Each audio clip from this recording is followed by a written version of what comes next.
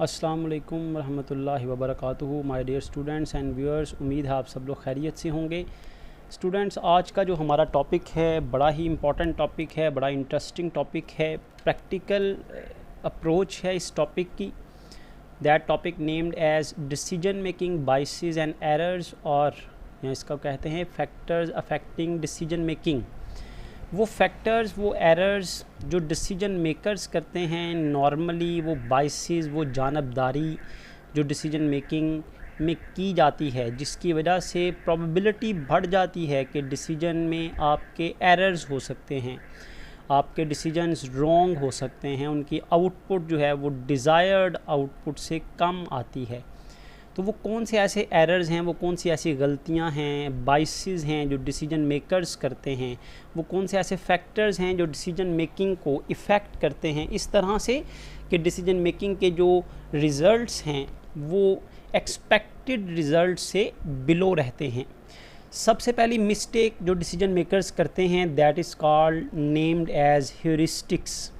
Heuristics का मतलब ये है कि डिसीजन मेकर फ़ैसला करते हैं अपनी इंट्यूशन की बेस पर, अपनी जजमेंट की बेस पर, अपने ख़यालात की बेस पर, कॉमन सेंस की बेस पर, मतलब फैक्ट्स की बेस पर फ़ैसले नहीं किए जाते, बल्कि रूल्स ऑफ थंब का मतलब ये होता है कि आप किसी डिसीजन को इनफॉर्मली करें, किसी ऑप्शन को इसलिए चूज़ करें कि आपका ये गैस होता है कि वो ठीक होगी, या आपका कोई पास्ट एक्सपीरियंस होता है कि वो ठीक फ़ैसला होगा, या ये ऑप्शन को चूज़ करना बेटर रिज़ल्ट्स देगा। तो ये rules of thumb simply decision making को आसान तो बना देते हैं, सिंपल तो बना देते हैं, लेकिन इसकी आउटकम क्या आती है इसके बारे में डिसीजन मेकर जो है वो जज करता है कि शायद ऐसी जजमेंट आएगी, ऐसा रिज़ल्ट आएगा। स्टीरियोटाइपिंग, कॉमन सेंस, ख़यालात की बेस पर, जजमेंट की बेस पर, गैस की बेस पर। तो using the rule of thumb to simplify decision making, ताकि डिसीजन मेकिंग को आसान बनाया जाए। ये डिसीजन मेकिंग में सारे प्रोसेस को फॉलो नहीं किया जाता, ना ही अल्टरनेटिव्स के बारे में चूज़ किया जाता है, ना ही वेट दिया जाता है क्राइटेरिया को, ना देखा जाता है भाई बेस्ट अल्टरनेटिव कौन सा है। बस जो अल्टरनेटिव आप समझते हैं भाई ठीक है उसको आप चूज़ कर लेते हैं। तो ये हेरिस्टिक एरर्स हैं, हेरिस्टिक बाइसेस हैं, जिनको हम कहते हैं कि ये डिसीजन मेकिंग को इफ़ेक्ट करते हैं। तो सेकंड टाइप है जी, सेकंड एरर है दैट इज़ ओवर कॉन्फिडेंस बाइस।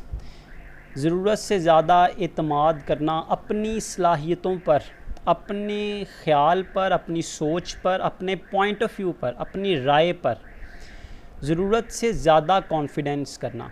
देखिए, कॉन्फिडेंस अच्छी चीज़ है, लेकिन ओवर कॉन्फिडेंस बिल्कुल अच्छा नहीं है। वैसे तो इस्लाम भी हमें ये सिखाता है कि हम अच्छे अमाल करने के बावजूद हमें अल्लाह से माफ़ी मांगनी चाहिए, हमें अल्लाह से उसके अज़ाब से, उसके गज़ब से पनाह मांगनी चाहिए। इवन देन कि आपको श्योर हो कि आपने अच्छा काम किया है, अल्लाह ताला उसमें आपको रिवॉर्ड दे उसके लिए, फिर भी आपको अल्लाह ताला के सामने झुकना चाहिए। तो ओवर कॉन्फिडेंस हर स्टेज पर डिस्करेज किया जाता है। तो डिसीजन मेकिंग में ये फैक्टर बड़ा इन्फ्लुएंस करता है कि जो डिसीजन मेकर है वो गैर हकीकी तौर पर अपने पॉइंट ऑफ व्यू को, अपनी राय को मुकद्दम रखता है, अपनी राय को ज़्यादा अहमियत देता है, और वो समझता है जो मैंने फ़ैसला कर दिया, जो मेरा ख़्याल है, जो मैंने चूज़ कर लिया वो बेस्ट होगा, वो बड़ा अच्छा रिज़ल्ट प्रोड्यूस करेगा, बड़ी परफॉर्मेंस इम्प्रूव होगी उससे ऑर्गेनाइजेशन की। तो ओवर कॉन्फिडेंस जो है, ज़रूरत से ज़्यादा एतमाद अपनी राय पर, ये एरर है जो डिसीजन मेकिंग में किया जाता है। Holding unrealistically positive view of oneself. देखिए, अपने ऊपर एतमाद अच्छी बात है, लेकिन वो रियलिस्टिक होना चाहिए, हकीकत पर मबनी होना चाहिए। लेकिन अपने ऊपर गैर हकीकी तौर पर पॉजिटिव व्यू, अपने व्यूज़ के बारे में, अपने ख़यालात के बारे में, अपने ख़यालात के बारे में अनरियलिस्टिक पॉजिटिव व्यू रखना, पॉजिटिव सोच अच्छी बात है, लेकिन अनरियलिस्टिकली पॉजिटिव सोचना जिसमें चांसेस बहुत कम हो कि आपकी परफॉर्मेंस इंप्रूव हो, फिर भी ये सोचना भाई मैंने फ़ैसला कर दिया तो ये ठीक होगा, this is called overconfidence bias और error. Overconfidence bias occurs when the decision maker tends to think that they know more than they do और होल्ड, कि वो हर तरह की मालूमात रखते हैं, इस चीज़ पर आपका कॉन्फिडेंस हो कि भाई मैं हर चीज़ जानता हूँ, और hold unrealistic positive views of themselves, और अपने बारे में गैर हकीकी तौर पर मुस्बत सोचना। Studies have shown that when the people state they are 65% to 70% sure, जब लोगों में 65 से 70% तक अपने ऊपर यकीन होता है, तो they are only 50% right of the time. हकीकत में वो 65 टू 70% नहीं होता, बल्कि वो 50% राइट होते हैं। Similarly when they state they are 100% true, और अगर वो कोई समझता है अपने बारे में कि मैं 100% ठीक हूँ, तो रिसर्च ये शो करती है कि वो आमतौर पर 70 से 85% तक ही ठीक होते हैं। 100% कोई भी ठीक नहीं होता। तो आप अपने ऊपर जितना कॉन्फिडेंस करते हैं, हकीकत उससे कम ही होती है। तो ये overconfidence bias, overconfident होकर डिसीजन मेकिंग करना, ये डिसीजन मेकिंग को स्पॉयल कर देता है, डिसीजन मेकिंग के आउटकम्स को रिड्यूस कर देता है। Third error that is immediate gratification bias. ये हम रूटीन में भी ये एरर जो है वो करते हैं फ़ैसला करने में, कि हम शॉर्ट टर्म सोचते हैं, हम आज का फ़ायदा देखते हैं, हम थोड़े बेनिफिट के लिए ज़्यादा नुकसान उठा लेते हैं, थोड़े फ़ायदे के लिए। जैसे कुरान पाक में भी अल्लाह ताला इरशाद फरमाते हैं कि दुनिया जो है ये फ़ानी है, दुनिया का फ़ायदा बहुत थोड़ा है, आखिरत का फ़ायदा बहुत ज़्यादा। लेकिन इंसान क्या करता है, वो दुनिया का फ़ायदा ढूंढता है, वो इमीडिएट ग्रेटिफिकेशन, थोड़े फ़ायदे के लिए आखिरत का जो ज़्यादा रिवॉर्ड है उसको अवॉइड कर देता है, उसको भूल जाता है, उसको नज़रअंदाज कर देता है। तो ये इंसान का समझ लें एक एटीट्यूड बन चुका हुआ है कि वो थोड़े फ़ायदे के लिए, आज के फ़ायदे के लिए कल का फ़ायदा छोड़ देता है, मतलब वो नुकसान उठाता है, कल का जो फ़ायदा है उसको सेक्रीफाइस कर देता है। Choosing alternatives that offer immediate rewards, उन अल्टरनेटिव को चूज़ करते हैं जिनका आज फ़ायदा होगा, इमीडिएट करंट बेनिफिट होगा, एंड अवॉइड इमीडिएट कॉस्ट, उनके नुकसान को छोड़ देता है। देखिए आप आज के फ़ायदे को अपना लेते हैं, इसका मतलब आपने मुस्तकबिल का ज़्यादा फ़ायदा क्या कर दिया, वो अवॉइड कर दिया, तो वो नुकसान उठाना पड़ेगा आपको। तो इमीडिएट ग्रेटिफिकेशन डिसीजन मेकिंग में जो की जाती है, ये डिसीजन मेकिंग को स्पॉइल कर देती है, अफेक्ट करती है, इस सेंस में कि आप बिग बेनिफिट्स को छोड़कर, लार्जर इंटरेस्ट को छोड़कर आप स्मॉलर इमीडिएट इंटरेस्ट को देखते हैं, इमीडिएट बेनिफिट को देखते हैं। तो choosing alternative that offer immediate reward and avoid immediate cost, that is called immediate gratification bias, describes that decision maker who tends to want immediate reward, जो immediate reward चाहता है और avoid immediate cost, और उसकी लागत को, उसके नुकसान को नज़रअंदाज कर देता है, उसके थोड़े से फ़ायदे पर अपना फ़ैसला कर देता है, अल्टरनेटिव को चूज़ कर लेता है। तो ये 3 टाइप्स ऑफ एरर्स हमने डिस्कस किए जी। नेक्स्ट टाइप है, 4th type of error, that is anchoring effect. Anchoring effect is also a decision making error, decision making bias that shows that कि आप क्या करते हैं, इनिशियल इंफॉर्मेशन जो है, आपको जो प्रीलिमिनरी इंफॉर्मेशन मिलती है, जो करंट इंफॉर्मेशन मिलती है, उसकी बेस पर आप फैसला कर देते हैं, और जो बाद की इंफॉर्मेशन होती है, लेटर इंफॉर्मेशन होती है, उसको आप इग्नोर कर देते हैं, और फैसला कर लिया जाता है किस बुनियाद पर, करंट इंफॉर्मेशन की बेस पर, इनिशियल इंफॉर्मेशन की बेस पर। जैसा कि किसी पर इल्ज़ाम लगाया जाए तो आप अपेरेंटली देखते हैं भाई वो चीज़ उसके बैग से मिली है, तो उस पर इल्ज़ाम लगा दिया, उसको सज़ा दे दी। ये नहीं खोज की, ये नहीं पता चलाया कि बाद में कि लेटर इन्फॉर्मेशन क्या थी, एक्चुअली उसने ऐसा किया क्यों था, या उसने किया भी था या नहीं किया था। आप फिक्सेट कर देते हैं इनिशियल इन्फॉर्मेशन को, और उसी की बुनियाद पर फैसला कर लेते हैं, और लेटर इन्फॉर्मेशन को, बाद की मालूमात को आप जो है वो इग्नोर कर देते हैं। तो सिर्फ स्टार्टिंग पॉइंट को देखकर फैसला कर लेना, that is called anchoring effect. और डिटेल्ड स्टडी ना करना, सब्सिक्वेंट बाद में होने वाले इफ़ेक्ट्स को ना जो है वो कंसिडर करना, that is called anchoring. Fixating on initial information, initial information की बेस पर, इब्तदाई मालूमात की बेस पर जैसा कि अभी तैयारा हादसा केस था, तो क्या हुआ कि कई वज़रा ने या अपोजिशन ने जो आगाज़ की मालूमात थी, जो इनिशियल इन्फॉर्मेशन थी कि पायलट जो है वो रनवे पर आया, जो जहाज़ के इंजन है वो टकराए रनवे के साथ, फिर उसने तैयारा दोबारा जो है वो फ्लाई कर लिया, टेक ऑफ कर दिया उसने दोबारा से, तो देखा गया भाई इनिशियली कहा गया जी पायलट की गलती है। तो क्या किया गया, इनिशियल इन्फॉर्मेशन की बेस पर इल्ज़ामात लगाने शुरू कर दिए, फ़ैसले करने शुरू कर दिए। बाद में जब डिटेल स्टडी हुई तो वो जो डिटेल स्टडी है that provides you a solid information, जिसकी बेस पर आपका डिसीजन जो है उसकी वर्थ बढ़ जाती है, उसकी आउटकम बढ़ जाती है। तो ये एरर है जो किया जाता है कि इनिशियल इन्फॉर्मेशन की बेस पर जो है वो फ़ैसले कर दिए जाते हैं। Describes that when decision maker fixate on initial information as a starting point and then fails to adequately adjust for the subsequent information, जो बाद में मिलने वाली मालूमात होती हैं उनको फिर इग्नोर कर दिया जाता है।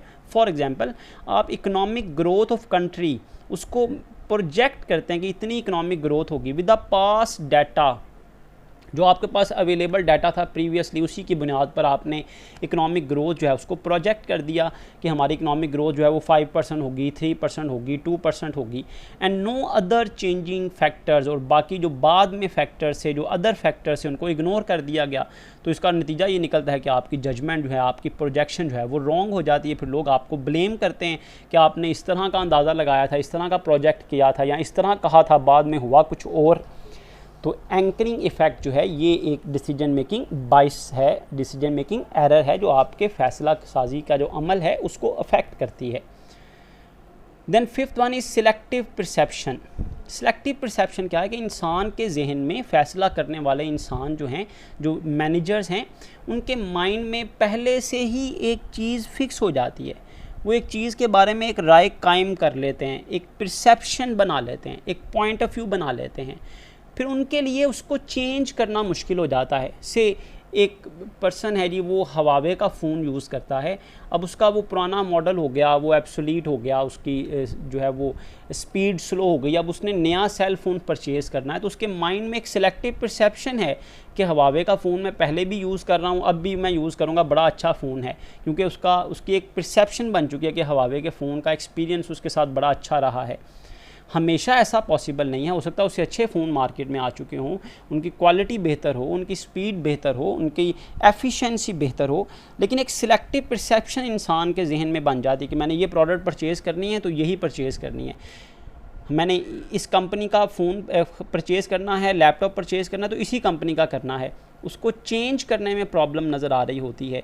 तो एक सिलेक्टिव परसेप्शन जो कि फ़ैसला करने वाले के जहन में होती है, एक पहले से ही तयशुदा राय, मतलब वो क्या कर डिसीजन मेकिंग प्रोसेस हमें ये सिखाता है। इस चैप्टर में भी हमने ये लर्न किया है कि हमें क्या चाहिए कि हम जब भी कोई प्रॉब्लम अराइज़ हो, हम उस प्रॉब्लम से रिलेटेड डिसीजन क्राइटेरिया बनाएं, उसको वेट दें, फिर हम अल्टरनेटिव्स को देखें, उन अल्टरनेटिव्स का एनालिसिस करें, फिर किसी को चूज़ करें, रैदर दैन कि हमने एक ही सोचा हुआ था अल्टरनेटिव कि हमने इस कंपनी का लैपटॉप परचेज़ करना है या इस कंपनी का, तो हमने बस उसी कंपनी के बारे में सिर्फ सर्च की कि उसका कौन सा लेटेस्ट फ़ोन या लेटेस्ट जो है वो प्रोडक्ट मार्केट में अवेलेबल है, उसी को परचेज़ कर लिया। तो that makes your decision making spoiled, that make your decision making affected by the perception that you made about a product. तो आपकी परसेप्शन जो है वो रॉन्ग हो सकती है because there is a changing environment in outside, जो आपको इस बात को एंडोर्स करना चाहिए कि आप हर चेंज को रिकॉग्नाइज़ करें और चेंजिंग फैक्टर्स को मद्देनज़र रखते हुए अपनी परसेप्शन, अपनी राय को बदलें। Selecting, organising and interpreting events, चीज़ों के जो हालात हैं उनके बारे में आपकी जो राय है based on the decision makers biased perception, उसकी एक बायस्ड परसेप्शन बन चुकी है कि जी मैंने सैमसंग का फ़ोन नहीं परचेज़ करना, ये राय बन चुकी है बायस्ड बस। हालांकि सैमसंग ने बेशक अपनी क्वालिटी इंप्रूव कर ली हो, अब बेहतर हो चुका हो, अब वो हवावे से बेहतर हो, लेकिन फिर भी एक परसेप्शन बन चुकी है बायस्ड कि नहीं भाई जानिबदारी, भाई मैंने हवावे का फ़ोन ही परचेज़ करना है। तो ये सिलेक्टिव परसेप्शन जो है ये डिसीजन मेकिंग को अफेक्ट करती है, नेगेटिवली अफेक्ट करती है। Selective perception bias occurs when the decision maker selectively organise, select मतलब वो चूज़ी हो जाता है भाई मैंने इन चीज़ों को ही सिलेक्ट करना है, and interpret event based on their biased perception. Neutral perception नहीं है, बायस्ड परसेप्शन है। देखिए इंसान को हमेशा न्यूट्रल होना चाहिए कि हालात को वो न्यूट्रल होकर देखे और फिर एनालिसिस करे, फिर एनालिसिस में जो ज़्यादा स्कोर करे उसको वो अडॉप्ट कर ले, चूज़ कर ले। लेकिन जब आप बायस्ड हो जाते हैं तो इसका मतलब आपका झुकाव एक तरफ हो जाता है, एक साइड पर, आप दूसरे फैक्टर्स को इग्नोर कर देते हैं। तो सिलेक्टिव परसेप्शन जो डिसीजन मेकर्स की है, that affect the decision making process and that makes the decision making as wrong as you didn't perceived कि ये गलत होगी, लेकिन वो डिसीजन मेकिंग को गलत कर देता है, उसके जो पॉजिटिव इफ़ेक्ट्स हैं उनको कम कर देता है। सिक्स्थ एरर है जी confirmation bias. Confirmation bias, confirmation का मतलब मैंने जैसे कि पहले भी बताया कि कंफर्मेशन का मतलब ये है कि आप क्या करते हैं, आप अपनी जो पास्ट चॉइसेस होती हैं, पास्ट चॉइसेस जो होती हैं उन्हीं के बारे में मालूमात गेट करते हैं और आप वही कुछ सुनना चाहते हैं जो आपके ख़यालात के मुताबिक हो। जैसा कि आम तौर पर हम उन लोगों को दोस्त बनाते हैं जो हमारी राय के साथ जो है वो मुत्तफ़िक हों। तो कंफर्मेशन बायस ये है कि आप अपनी चॉइसेस पर, अपने फ़ैसले पर के बारे में वही कुछ सुनना चाहते हैं, वही कुछ देखना चाहते हैं जो उसको सपोर्ट कर रहा हो। उसके अगेंस्ट क्या जा रहा है आप उसको जो है वो इग्नोर कर देते हैं। कंसिडरिंग कि आप चाहते हैं जो मैं सोच रहा हूँ, जो मेरी चॉइस है वो ठीक होगी, मतलब हकीकत से नज़रें चुराना, आप इस तरह से समझ लें इसको कि कंफर्मेशन बायस है। Seeking out information that reaffirm past choice, कि जो आपकी पास्ट चॉइसेस हैं उनको रीअफर्म करते हैं, उनकी तस्दीक करते हैं, ऐसी इन्फॉर्मेशन हासिल करना। और क्या करना है, ऐसी इन्फॉर्मेशन को इग्नोर कर देना दैट कॉन्ट्राडिक्ट, जो आपकी चॉइसेस के ख़िलाफ़ जा रही हो, जो आपको किसी ना किसी तरह से ये बता रही हो कि आपका फ़ैसला गलत है, आप उनको इग्नोर कर देते हैं। And discounting the contradictory information, जैसे आम तौर पर पाकिस्तान की पॉलिटिक्स में होता है कि ऑपोजिशन के हर बात को कॉन्ट्राडिक्टी बात समझा जाता है और उसको इग्नोर कर दिया जाता है, उसको अहमियत नहीं दी जाती। कंसिडरिंग कि ये हुकूमत का भला नहीं चाहते तो ऑपोजिशन की बात को रद्द कर दिया जाता है। तो ये नेगेटिव अप्रोच है कि आप अपनी चॉइसेस के बारे में जो है वो कॉन्ट्राडिक्शन नहीं सुनना चाहते, कोई भी तनकीद नहीं सुनना चाहते और आप अपने ख़यालात के मुताबिक या अपनी चॉइसेस, अपनी इन्फॉर्मेशन के मुताबिक जो है वो फ़ैसला कर लेते हैं कि मैंने जो फ़ैसला किया है वो ठीक होगा। Confirmation bias occur when the decision makers seek out information that reaffirm their past choice, मतलब जो तस्दीक करे उनकी past choices की, जो उनकी past choices को सही कहे। And discount information, discount information का मतलब इग्नोर कर देना, उन मालूमात को रद्द कर देना, छोड़ देना दैट इज़ कॉन्ट्राडिक्टरी, जो उनकी पास्ट चॉइसेस की मुखालफत कर रहे हों, ऐसे इन्फॉर्मेशन को इग्नोर कर देना, डिस्काउंट कर देना, अवॉइड करना। Next type of error and biases which decision maker make, that is framing bias. Framing bias, frame कहते हैं जी बाउंड्री को, लिमिट कर देना। तो होता क्या है, डिसीजन मेकर क्या करता है, फ्रेमिंग बायस का मतलब ये है कि डिसीजन मेकर क्या करता है, देखिए किसी भी प्रॉब्लम के मल्टीपल फैक्टर्स हो सकते हैं, किसी एक फैक्टर की बुनियाद पर फैसला कर लेना दैट शोज़ कि आपने नेग्लिजेंस की है, आपने इग्नोर कर दिया है अदर फैक्टर्स को।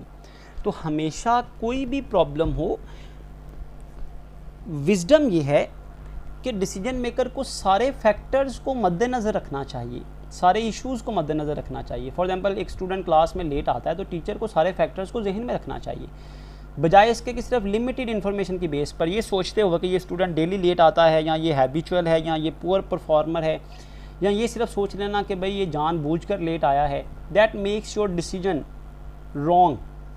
तो चाहिए क्या भाई, आप डिटेल्ड नॉलेज हासिल करें कि क्यों वो लेट आया है, उसके मल्टीपल फैक्टर्स हैं, कन्वीनियंस का इशू हो सकता है, हेल्थ इशू हो सकता है, उसकी कोई पर्सनल जो है वो इश्यूज़ हो सकते हैं। There are multiple factors which are affecting the situation. So framing bias ये है कि आप सिर्फ उन एस्पेक्ट्स को, उन पहलुओं को सिर्फ मद्देनज़र रखें और बाकी जो इग्नोरिंग अदर एस्पेक्ट्स, बाकी फैक्टर्स को आप क्या कर दें, इग्नोर कर दें। तो अदर फैक्टर्स को इग्नोर कर देने से आपके डिसीजन जो हैं वो ख़राब हो जाते हैं, वो डिफ़ेक्ट उनमें आ जाता है कि वो आपको अच्छे रिज़ल्ट्स नहीं दे पाते।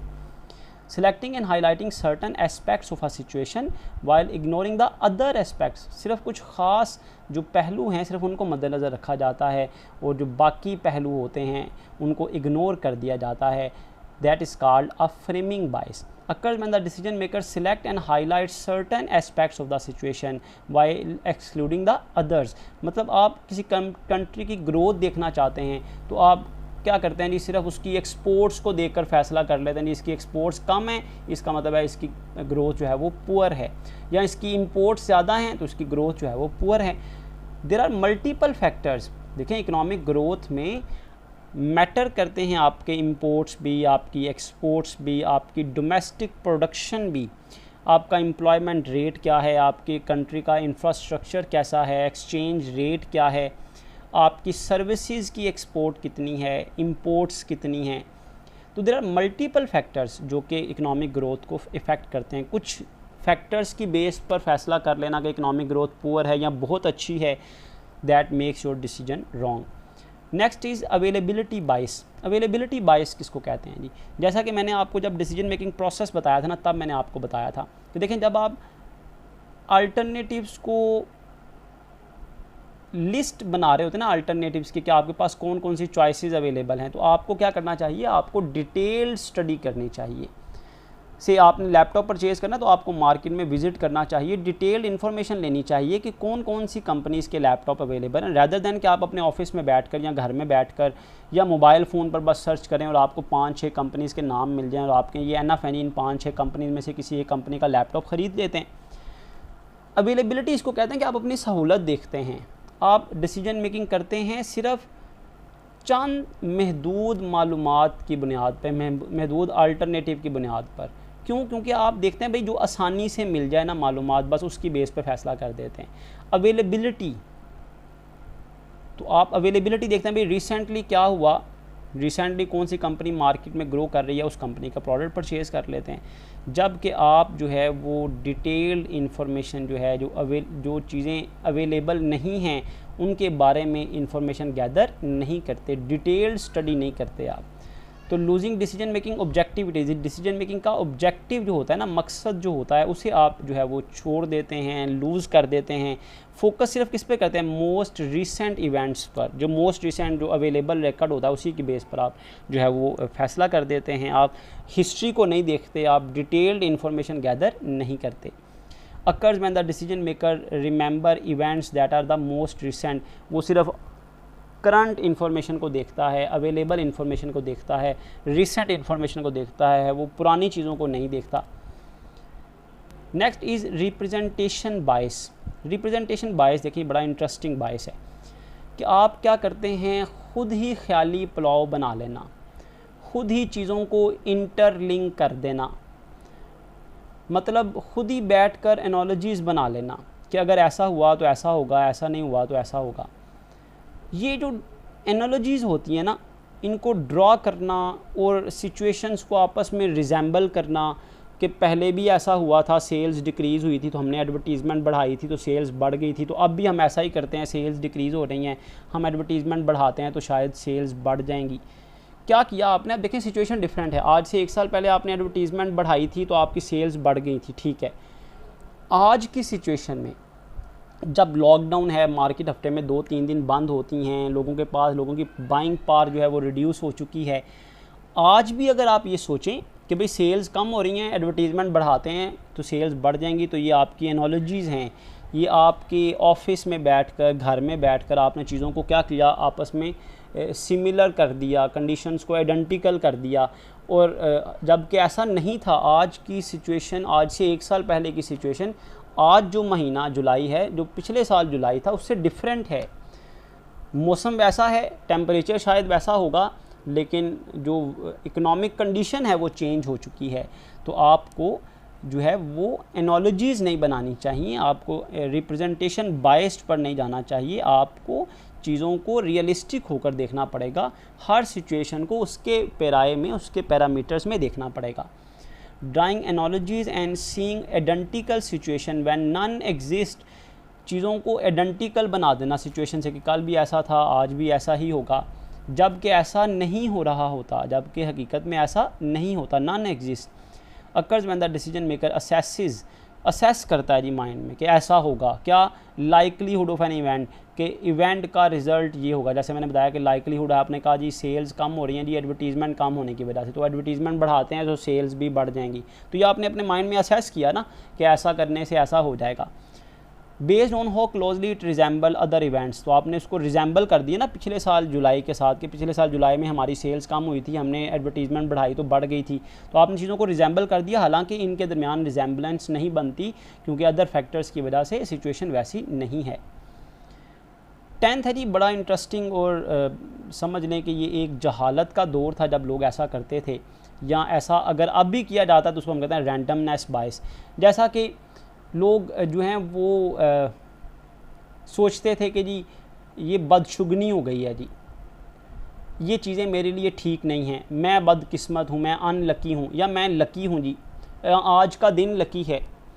तो चीज़ों को बिला वजह बग़ैर किसी ताल्लुक़ के उनको अपनी सक्सेस या फेलियर से जोड़ लेना, लकी होना या अनलकी होने से जोड़ लेना, कि भाई आज मैं घर से निकला था, मेरी गाड़ी का टायर पंक्चर हो गया तो मैं बड़ी मुश्किल से ऑफिस पहुंचा हूं, आज का दिन ही बुरा है तो आज मैंने कोई फ़ैसला नहीं करना।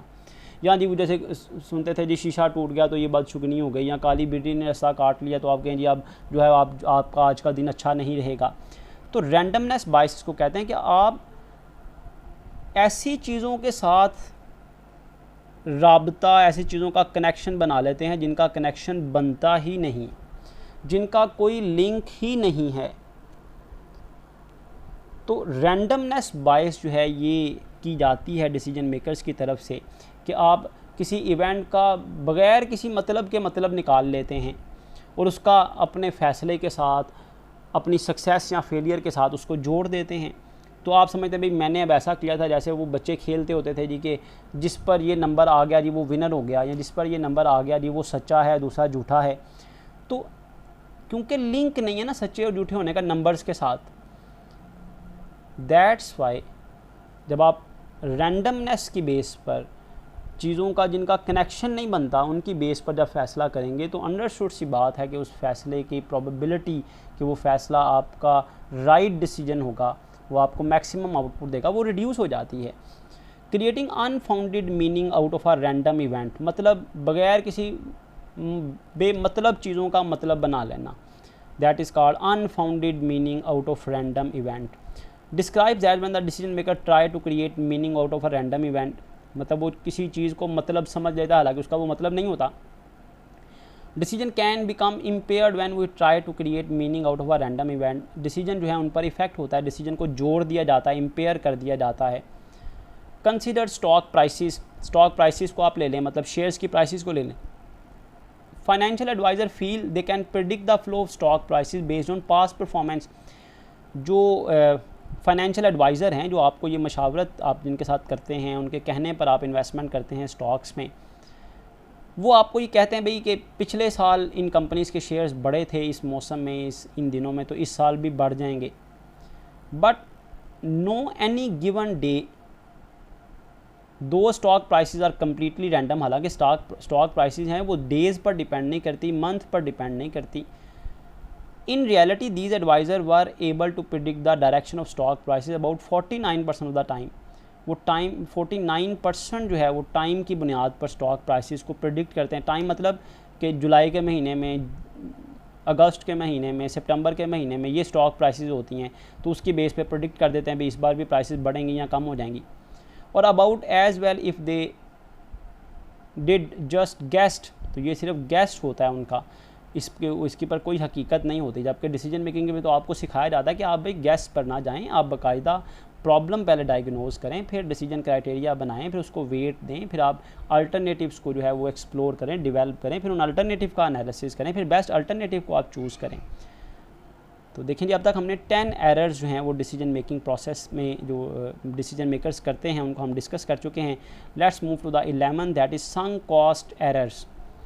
संक cost error, sunk cost accounting की टर्म है वैसे तो, इसका मतलब ये होता है कि आपका कोई फ़ैसला संक कॉस्ट, सिंक भी कहते हैं पानी वाला बेसन, वॉश बेसन जो होता है जिसमें पानी जो है वो सिंक कर जाता है, पानी निकल जाता है, ड्रेन हो जाता है उसमें से। संक डूबने को भी कहते हैं। संक cost error, sunk cost error क्या है? देखिए आप कोई फ़ैसला करते हैं ना, आपका फ़ैसला जैसा कि मस्जिद वाले फ़ैसला करते हैं भाई हम इसके हाल को जो है वो एक्सटेंड करेंगे, हम जो लेफ़्ट और राइट साइड पर हमारे पास स्पेस है ना उसको भी मस्जिद के हॉल में शामिल कर लेंगे। अब होगा क्या, ये राइट और लेफ़्ट साइड पर वॉल्स हैं, कंक्रीट की दीवारें हैं, आपको इन्हें गिराना पड़ेगा, फिर उसके बाद आपको नए फैंस लगाने पड़ेंगे, आपको उसका फ़र्श भी ठीक करना पड़ेगा, हॉल तो बड़ा हो जाएगा।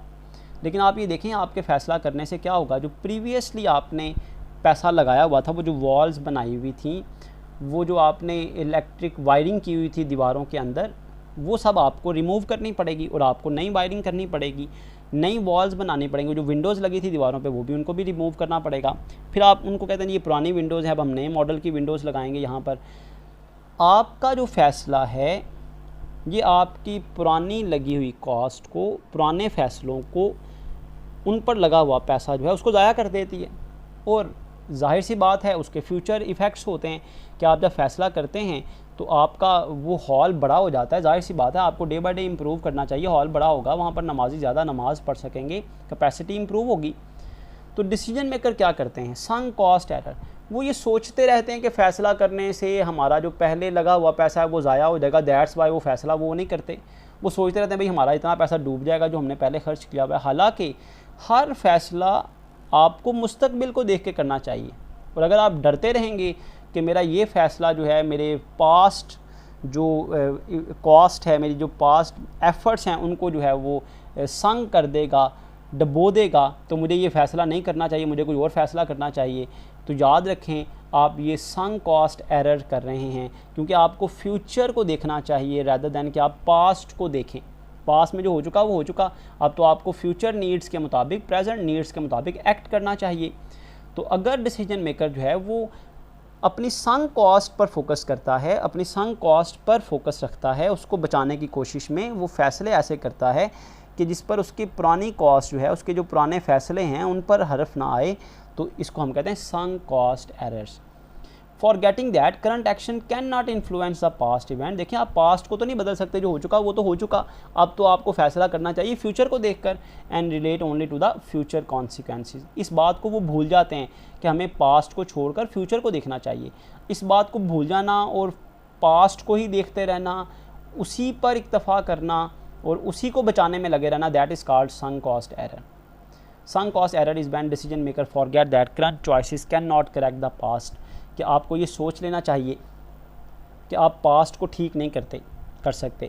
आप इस फैसले में, इस इंतज़ार में लगे रहते हैं कि भाई मेरा फ़ैसला पास्ट को जो है वो इफ़ेक्ट ना करे, पास्ट को ख़राब ना करे। भाई पास्ट तो जो हो गया वो हो गया।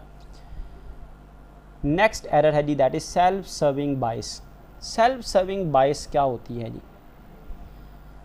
सेल्फ सर्विंग का मतलब ही होता है जी कि आप अपने ऊपर चीज़ों को पॉजिटिवली लेते हैं और दूसरों के बारे में नेगेटिव राय रखते हैं।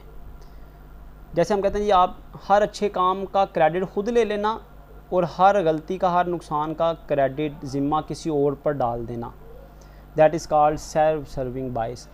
कि आप फ़ैसला करने में क्विकली डिसीजन करते हैं, अगर अच्छा हो जाए तो उसका क्रेडिट खुद ले लेते हैं और अगर बुरा हो जाए तो उसका क्रेडिट, उसका जो ज़िम्मा है वो दूसरों पर डाल देते हैं। तो सेल्फ सर्विंग नहीं होना चाहिए, आपको हकीकत पसंद होना चाहिए। अगर आपसे फ़ैसला गलत हुआ है तो उसको ओन करना चाहिए और इस बात को फील करना चाहिए भैया आपका फ़ैसला जो है पूरी ऑर्गेनाइजेशन को इफ़ेक्ट करता है। तो taking quick credit for successes, कामयाबी का क्रेडिट खुद ले लेना, and blaming outside factors for failure, और अदर फैक्टर्स को, अदर पर्सनस को ब्लेम करना कि ये नुकसान उनकी वजह से हुआ है। या जब फ़ैसला गलत हो जाए तो कहे ना भाई हालात ऐसे थे, और सही हो जाए तो कहे जी मैंने फ़ैसला अच्छा किया था। तो सेल्फ सर्विंग नहीं होनी चाहिए, अपने मुँह मियाँ मिठू बनना भी इसको कह सकते हैं हम। तो ये भी मैनेजर की बाइसेस है, ये भी मैनेजर के एरर हैं।